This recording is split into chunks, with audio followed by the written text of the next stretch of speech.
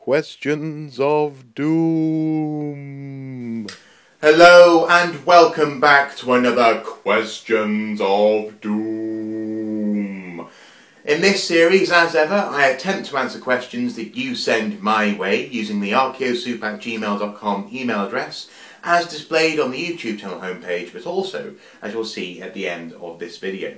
In answering these questions by video, it is my fond hope that the answer is made useful not only to the person who has asked the question, but also anyone else out there who may be wondering the same thing.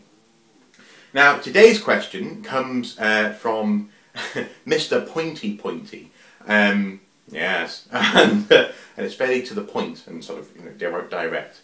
Dear Mr. Soup, archaeologists are the Sherlock Holmes of history. Discuss. Mr. Pointy Pointy.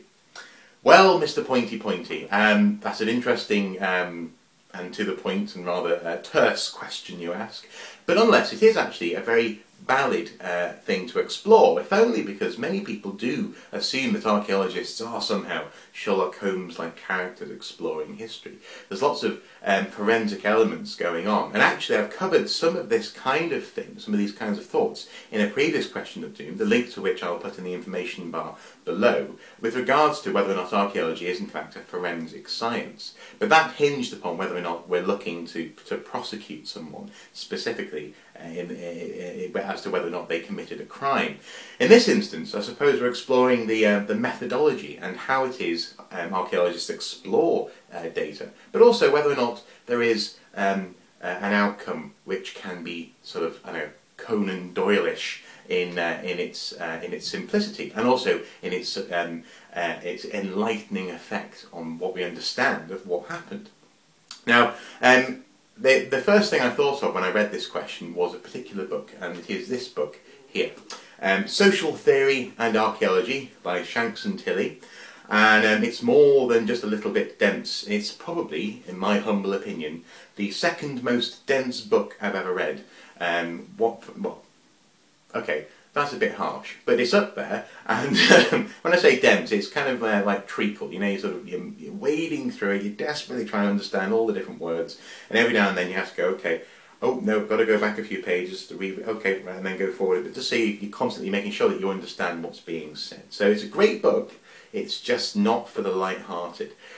Incidentally, one of the other treacle-ish books is The Domestication of Europe by Ian Hodder.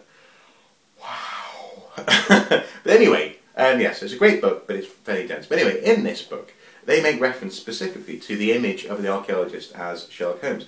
The archaeologist as a detective. The simile of an archaeologist as a detective is one not infrequently employed in introductory texts and prefaces, and is undoubtedly part of the popular mythology of archaeology. The archaeologist pieces together clues in order to reconstruct the past.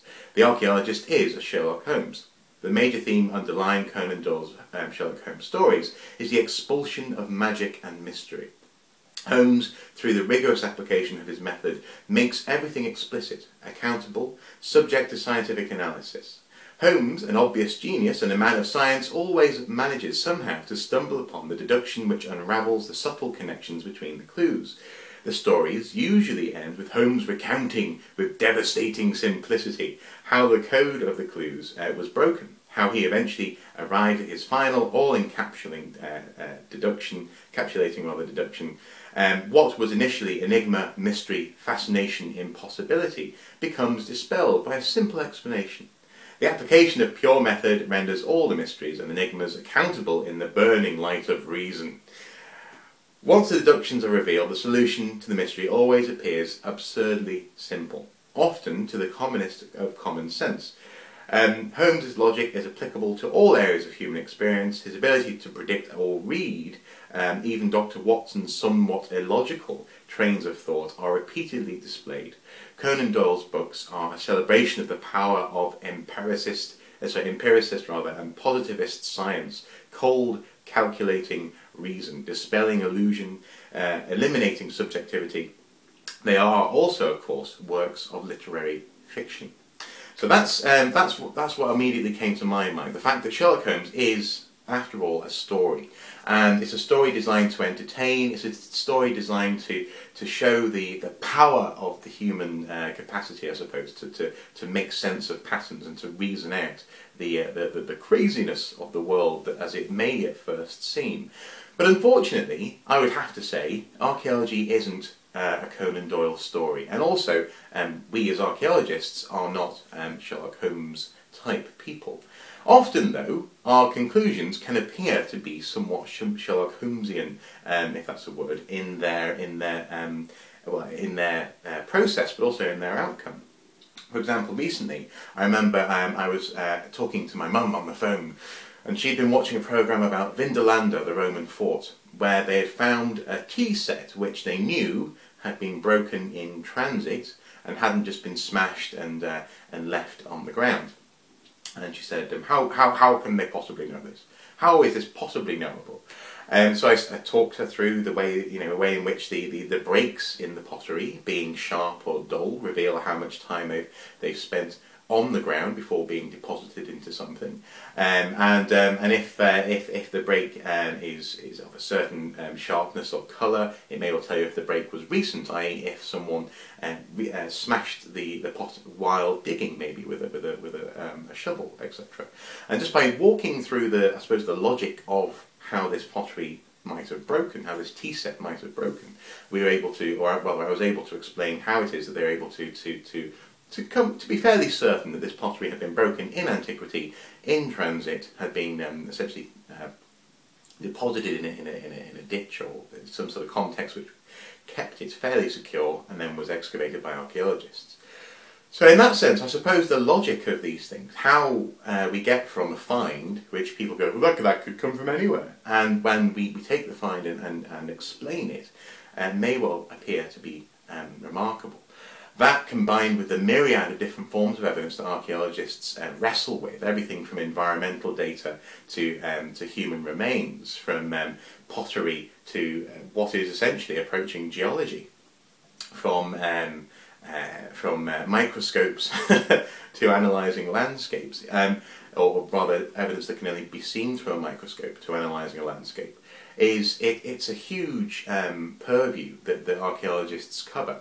But it doesn't mean that somehow we're able to come to a central truth. Even though we have all these tools, all this data, and all of this reasoned out methodology, I suppose, all these theories of how things occur, we don't always come to a central truth. And that is one of the criticisms that Shanks and Tilly, essentially throughout the course of this book, really levy at the idea of the archaeologist as a detective. And that is that what we're creating are, in effect, narratives. We're not creating truths. For example, there are many different ways in which a site can be interpreted.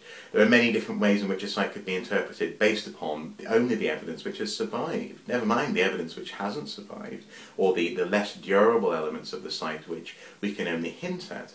Whether we're slightly blind as to what a site looked like, or whether we're guessing as to what might else have been there, if that's a phrase, but we're always essentially creating a story of the past, and it's accepting this that's one of the hardest things to do as an archaeologist. Even when you're talking about the Roman period, the Romans, they wrote a lot. We know about the Romans. They went everywhere. They roamed everywhere. We know that the Romans existed. We know that there was a Rome.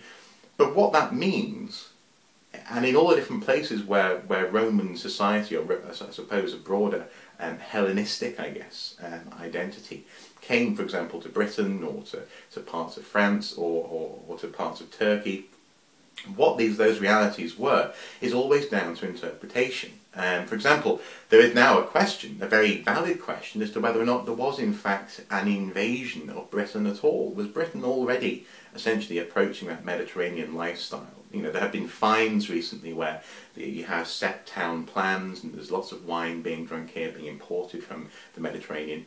Perhaps the idea of an invasion isn't as bloody and gory as certain television shows constantly infer whenever they come across a Roman find. I won't name any television shows, but just keep an eye out for it. If a particular archaeological TV show comes across a Roman find, often they'll talk about the bloody invasion and the horrific events which happened to local people. But more and more, that's being questioned. And this is because all we're doing is creating narratives. We're creating stories of the past. Now, yes, we deal with real data, we deal with facts, we deal with the fact that, that we can observe, for example, something in the ground. We can observe how peat has built up. We can observe in an ice core how CO2 levels change over time. And then from that we can infer what the atmosphere might have been like and what the weather might have been like, and etc., etc. But all of these are just pieces of a puzzle. And a puzzle which is not only addictive, but also, unfortunately, is more often than not missing pieces. And that's something which Sherlock Holmes, or rather Shanks and Tilly certainly point out, Sherlock Holmes doesn't have. He doesn't have missing pieces to his puzzle. He may start off with an incomplete puzzle, but he goes out, finds the rest, having cunningly thought about what might be missing, and then comes to a simple truth. And I suppose, in answer to your question, Mr. Pointy Pointy, archaeologists are not Sherlock Holmeses because we don't find simple truths. What we find are narratives of the past, based upon a mass of data, collected, interpreted, and to a certain extent, I suppose, filtered by a whole range of experts in a whole range of fields. And eventually what you get is something which approaches a truth, something which could have happened, but which won't necessarily, indeed will not have happened the way we imagine it. And that's what we're doing, really. We're imagining the past, but we're imagining it based upon really good guesses, based upon really good data. So, yeah, it's difficult to accept, but archaeologists are, when it comes down to it, storytellers. Storytellers who like to have decent facts behind their stories, but nonetheless, it's something in which won't happen again. These times won't occur again, especially as they have in the past. And therefore what we're doing is we are imagining whole worlds, but ultimately we are not creating truths. We are reconstructing them. And with a reconstruction there comes a certain amount of imagination. So there you go, Mr. Pointy Pointy. Thank you very much for asking the question. It was well worth answering, and I think this video, combined with the video as to whether or not archaeology is a forensic science, will be well worth watching, and hopefully will complement each other fairly well. If you have any points or questions on this topic, feel free to comment below. I'm sure Mr. Pointy Pointy would love to hear more. And there you go. Until next time, bye-bye.